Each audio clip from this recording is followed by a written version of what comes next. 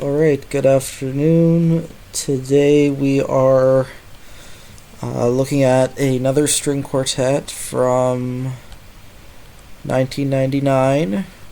We are officially in the 20th century. And if I remember correctly, it is another string quartet by Romero, which we listened to his fourth quartet 3 days ago. Now we're going to be going over his second. So let me quickly pull up the score here, and we will have a look. I'm not going to go over his bio again, but last time we discovered that Romero is a photographer in addition to being a composer. So I will pull up one of his photographs after this to sort of summarize my feelings about the piece. And there's no program notes. I don't have a title page either, but this already looks very different from what we saw 3 days ago. So I guess yeah, I'm not sure exactly what we're in for here, but I'm excited to talk about it. It looks like this first stanza takes a long time to get through, playing these long held notes. Okay.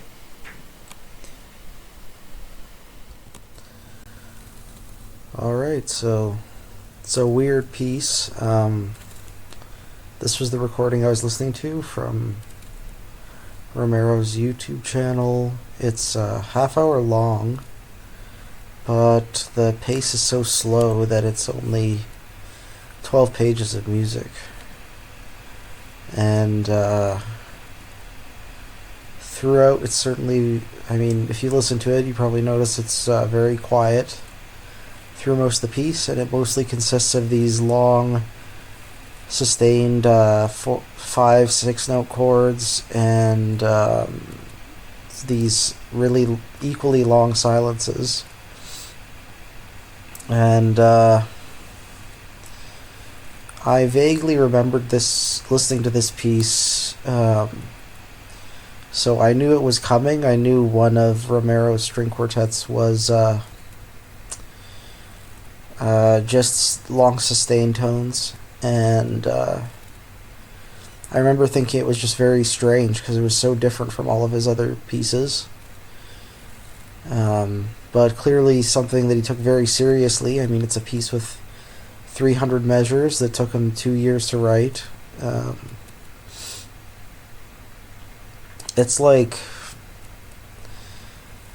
not quite Feldman. There's a lot of different sections in it,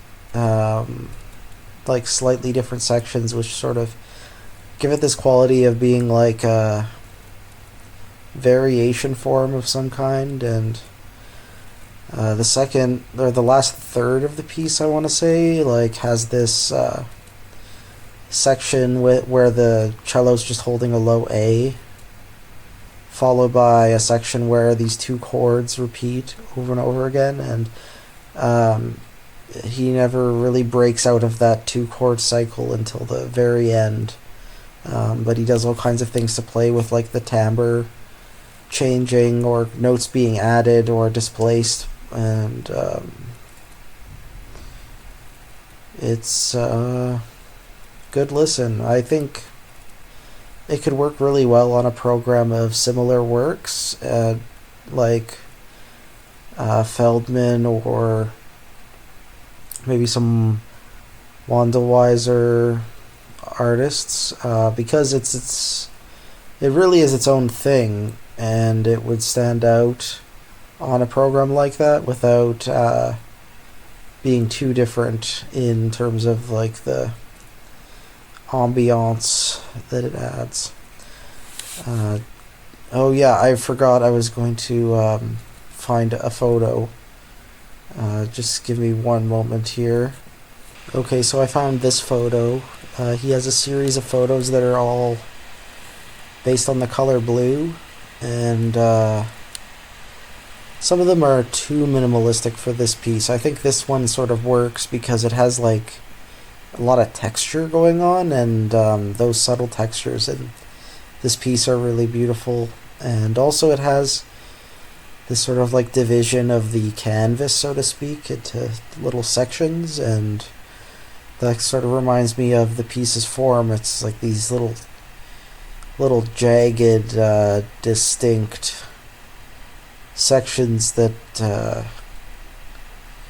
sort of fit together, but not in any sort of clear relationship.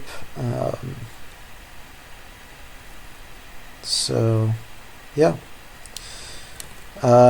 If you enjoyed this one, tomorrow will be fun too, because we're going into his third string quartet, which I think isn't anything like this piece. So, yeah, that's that one.